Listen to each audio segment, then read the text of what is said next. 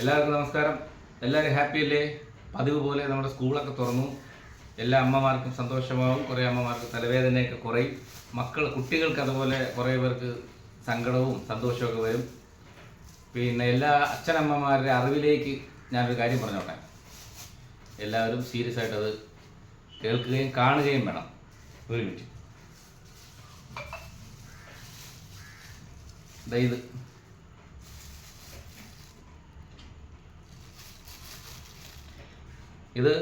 ഇതിൻ്റെ ഒരു പരസ്യ പ്രചരണമല്ല. ഇത് ശംഭു, അതായത് നമ്മുടെ ഈ ചുണ്ടിൻ്റെ അടിയിൽ വെക്കുന്നത്. ഇനിയും വേറെ സാധനങ്ങളുണ്ട്, അതായത് കൂളെന്ന് പറയും അതിൻ്റെ പേര്. ഇത് ഞാനിതൊരു പരസ്യ പ്രചരണത്തിന് വേണ്ടിയല്ല, വീണ്ടും പറയുകയാണ്. ഒരു മിനിറ്റ്.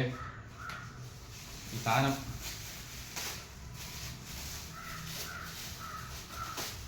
ഗ്ലൗസ് വേണ്ട, ഇനി പറയാം. അത് ഗ്ലൗസ് ഇട്ട് ഞാനത് പറഞ്ഞ എന്തിനാണെന്ന് പറഞ്ഞു കഴിഞ്ഞാൽ, ഈ സാധനം ആൾക്കാർ സൂക്ഷിച്ചു വെക്കുന്നത് പോക്കറ്റിലോ ഇടുപ്പിലോ ഒന്നുമല്ല, ജട്ടിക്കുള്ളിലാണ്. അതുകൊണ്ടാണ് ഞാനത് ഗ്ലൗസ് ഇട്ടെടുത്തത്. ജട്ടി ഇടാത്തവർ മാത്രമാണ് പോക്കറ്റിലും ഇടുപ്പിലേക്ക് വെച്ചുകൊണ്ടിരിക്കുന്നത്. ഇതിനെക്കുറിച്ച് ഇപ്പോൾ ഇവിടെ പറയാൻ കാരണം എന്താണെന്ന് വെച്ച് കഴിഞ്ഞാൽ, നമ്മുടെ കേരളത്തിൽ ഇതിപ്പോൾ ഏറ്റവും സുലഭമായിട്ട് ലഭിക്കുന്നത് നമ്മുടെയൊക്കെ മക്കൾ പഠിക്കുന്ന ഹൈസ്കൂളിലും ഹയർ സെക്കൻഡറി സ്കൂളിലുമാണ്.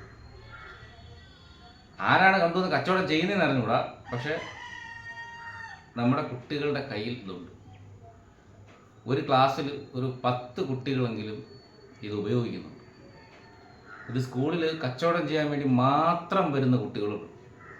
ഇതിൻ്റെ വിലയെന്ന് പറഞ്ഞു കഴിഞ്ഞാൽ 60 രൂപ, 80 രൂപ, 100 രൂപ കണക്കിനാണ് ഇതിൻ്റെ വില. പോയിട്ട് ഇത് ഒരു പ്രാവശ്യം നമ്മുടെ ചുണ്ടിൻ്റെ അടിയിൽ വെക്കുന്നതിന് പൊട്ടിച്ചും കൊടുക്കുന്നുണ്ട്. തലയണയുടെ ഒരു മോഡൽ പോലിരിക്കുന്നൊരു സാധനം, അതും ഇതൊക്കെ ഒരു പ്രാവശ്യം ചുണ്ടിൽ കൊടുക്കുന്നതിന് 5 രൂപയാണ്.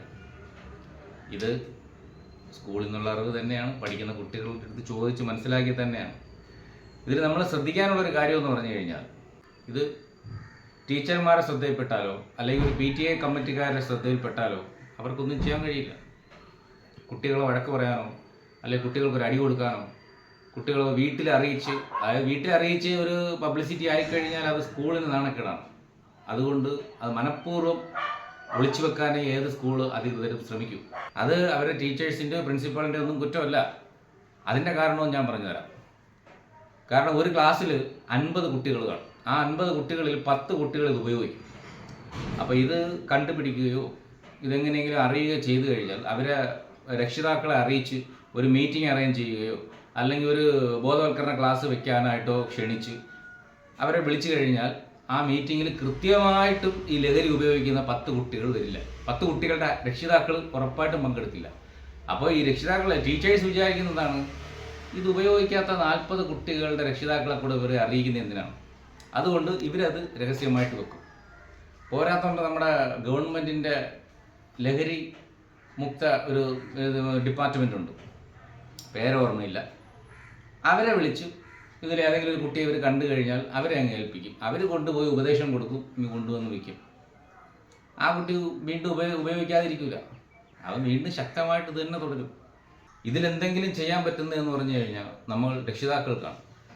കുട്ടികളെ വല്ലപ്പോഴും ഒരിക്കൽ നമ്മളൊന്ന് കുട്ടികളുടെ കൂടെയോ അല്ലെങ്കിൽ കുട്ടികളെ അറിയാതെ നമ്മൾ സ്കൂളിൽ പോവുക, അവരെ ക്ലാസ് ടീച്ചറിനെ കാണുക, പിന്നെ പ്രിൻസിപ്പളിനെ കണ്ട് കാര്യങ്ങൾ സംസാരിക്കുക. നമ്മുടെ സ്കൂളിൽ എങ്ങനെയാണ് കുട്ടികൾ, സ്കൂളിൽ വന്നു കഴിഞ്ഞാൽ എന്താണ്, വീട്ടിലവൻ എങ്ങനെയാണ് എന്നൊക്കെ ഒരു സംസാരിക്കുക. പിന്നെ വീട്ടിൽ വന്നു കഴിഞ്ഞാൽ അവർ കണ്ടാൽ പ്രശ്നമാണെന്നുണ്ടെങ്കിൽ കാണാതെ അവരെ ബാഗ് ഒന്ന് പരിശോധിച്ച് നോക്കുക, അവരിട്ടിരിക്കുന്ന പാൻസൊക്കെ ഒന്ന് പരിശോധിച്ച് നോക്കുക. അങ്ങനെയൊക്കെ ചെയ്ത് നോക്കുമ്പോഴത്തേക്ക് അവർ ഇത് ചെയ്യുന്നുണ്ടെന്നുണ്ടെങ്കിൽ ഇപ്പോൾ നമുക്കതിനെ തിരുത്താൻ പറ്റും. ഇവരിതിൽ നിന്നും വേറെ ലഹരിയിലോട്ട് പോകുന്നതിന് മുമ്പേ നമുക്കിപ്പോൾ അവരെ തിരുത്താൻ പറ്റും. കാരണം നമ്മുടെ മക്കൾ വലിയ ലഹരിയിലോട്ട് പോകുന്നതിൻ്റെ തുടക്കം മാത്രമാണത്. അതിപ്പം നമ്മൾ രക്ഷിതാക്കൾ വേണം ഇത് നിർത്തലാക്കാൻ. പോലീസ് ഡിപ്പാർട്ട്മെന്റിനും എക്സൈസ് ഡിപ്പാർട്ട്മെന്റിനൊക്കെ ഒരു പരിധിയുണ്ട്. അവരെ കൊണ്ട് 100% ഇത് നിർത്തലാക്കാൻ പറ്റില്ല. പറ്റും, ഒരു ഡിപ്പാർട്ട്മെന്റിനെ കൊണ്ട് പറ്റും. നമ്മുടെ നാട്ടിലെ കുടുംബശ്രീ പെണ്ണുങ്ങൾ വിചാരിച്ചാൽ പറ്റും. ഇത് കേട്ട് ആരും ചിരിച്ചു കളയണ്ട. കാരണം പണ്ട് ഇവിടെ നല്ല എല്ലാ സ്ഥലങ്ങളിലും ചാരായ കച്ചവടം ഉണ്ടായിരുന്നു. ആ ചാരായ കച്ചവടം എക്സൈസുകാരും പോലീസുകാരും ഭയങ്കരമായിട്ട് വിചാരിച്ചിട്ട് നിർത്തലാക്കാൻ പറ്റാത്ത ഒരു സംഭവം ഈ കുടുംബശ്രീയിലെ പെണ്ണുങ്ങൾ വിചാരിച്ചപ്പോൾ നിർത്തലാക്കിയിട്ടുണ്ട്. അപ്പോൾ അവർ വിചാരിച്ചാൽ ഈ നമ്മുടെ സ്ഥലങ്ങളിലെ ലഹരി കച്ചവടങ്ങൾ സ്കൂളിൽ പോയി ഒന്നും ചെയ്യാൻ പറ്റില്ല. അവർക്ക് നമ്മുടെ സ്ഥലങ്ങൾ, അതായത് ഈ കുട്ടികൾക്ക് എങ്ങനെയാണ് ഈ സാധനങ്ങൾ കിട്ടുന്ന സംശയമുള്ള കടകൾ, അവിടെ പോയി ഇവർക്ക് ബ്ലോക്ക് ചെയ്ത് നിർത്തലാക്കാൻ കഴിയും. എങ്ങനെയെന്ന് വെച്ചാൽ, ഭർത്താക്കന്മാരും കുട്ടികളും വഴിപിടച്ചു പോയാൽ ഏറ്റവും ദുരിതം അനുഭവിക്കുന്നവരാണ് കേരളത്തിലെ സ്ത്രീകളാണ്. അവരുടെ ഭർത്താവും മക്കളും നല്ല രീതിയിൽ നേർവഴിക്ക് കൊണ്ടുവരണമെങ്കിൽ അവർ തന്നെ ശ്രമിക്കണം. കാരണം സ്ത്രീകൾ സംഘം ചേർന്ന് ഈ ലഹരിക്കെതിരെ പോരാടി കഴിഞ്ഞാൽ അവർക്ക് ആർക്കും അവരൊന്നും ചെയ്യാൻ പറ്റില്ല. കാരണം നിയമവും സർക്കാരും അവരുടെ കൂടെയാണ്. ഇപ്പം ഞാനും എൻ്റെ കുറേ ആൾക്കാരും ചെന്ന് ഈ നിയമത്തിനെതിരെ അല്ല ഈ ലഹരിക്കെതിരെ എന്തെങ്കിലും പോരാടുകയോ എന്തെങ്കിലും പ്രശ്നം ഉണ്ടായി കഴിഞ്ഞാൽ എനിക്ക് അടി കിട്ടും, എനിക്ക് തിരിച്ചൊന്നും ചെയ്യാൻ പറ്റില്ല. ഞാൻ തിരിച്ചടിച്ചു കഴിഞ്ഞാലോ അങ്ങോട്ടും ഇങ്ങോട്ടും അത് പിന്നെ ക്രിമിനൽ കേസുകളും മറ്റു ചെയ്യും. പക്ഷേ സ്ത്രീകൾ എന്തായാലും സ്ത്രീകൾ ആരും തിരിച്ചൊന്നും ചെയ്യൂല. അപ്പോൾ അവരെ ഭർത്താവിനെയും മക്കളെയും സംരക്ഷിച്ച് നേർവഴി കൊണ്ടുവരാൻ ഉത്തരവാദിത്തം അവർക്കുണ്ടെങ്കിൽ അവർ ഇതിലിറങ്ങണം. വേറെ ഒന്നും ചെയ്യണ്ട. ഒരു കടയിൽ പോയിട്ട്, ലഹരി വിൽക്കുന്ന കടയാണെങ്കിൽ ആ കടയിൽ പോയി പറയുക, ഇവിടെ ഇങ്ങനെയുള്ള സാധനങ്ങളൊന്നും വിൽക്കരുത്, കച്ചവടം ചെയ്യരുത്. കുട്ടികളോ വലിയ മുതിർന്നവരോ ഇത് വന്ന് വാങ്ങുകയോ അല്ലെങ്കിൽ അത് നിങ്ങൾ കച്ചവടം ചെയ്യുകയോ അവർ വാങ്ങിക്കുകയോ ചെയ്തു കഴിഞ്ഞാൽ നിയമ നടപടിക്ക് ഞങ്ങൾ മുതിരും. ഈ കട പിന്നെ ഇവിടെ കച്ചവടം ചെയ്യാൻ, ഈ കട ഇവിടെ കച്ചവടം ചെയ്യാൻ ഞങ്ങൾ സമ്മതിക്കില്ല എന്നും പറഞ്ഞ ഒരു നോട്ടീസ് അവിടെ എഴുതി ഒട്ടിച്ചിട്ട് പോകണം. ഇതിങ്ങനൊരു ലഹരി കച്ചവടം നടത്തുന്നുണ്ട്, അല്ലെങ്കിൽ കുട്ടികൾക്ക് ഇവിടെ നിന്ന് കൊടുക്കുന്നുണ്ടെന്ന് ഞങ്ങൾ കണ്ടില്ലെങ്കിൽ പോലും, ഞങ്ങൾ അറിഞ്ഞാൽ പോലും ഈ കട അടിച്ച് പൊട്ടിച്ച് കളയും എന്നും പറഞ്ഞ് കുടുംബശ്രീയിലെ പെണ്ണുങ്ങൾ അവരവരുടെ സ്ഥലങ്ങൾ സംരക്ഷിച്ചാൽ കുട്ടികൾ ലഹരിയിലോട്ട് വരില്ല. ഈ ആണുങ്ങൾ ഭർത്താക്കന്മാരെ എവിടെയെങ്കിലും പോയി അവർ വാങ്ങിക്കും. കുട്ടികളെ നമുക്ക് തടയാൻ പറ്റും. ഈ കടകളിൽ നിന്നൊക്കെ വാങ്ങിച്ചുകൊണ്ടാണ് സ്കൂളുകളിൽ പോകുന്നത്. അവിടെ പോയിട്ട് എന്താണ്, മറ്റുള്ള കുട്ടികൾക്കും ഈ 5 രൂപയ്ക്കും 10 രൂപയ്ക്കും പൈസ ഉള്ളവർ 50 രൂപയും 100 രൂപയും കൊടുത്ത് പാക്കറ്റായിട്ട് വാങ്ങിക്കും.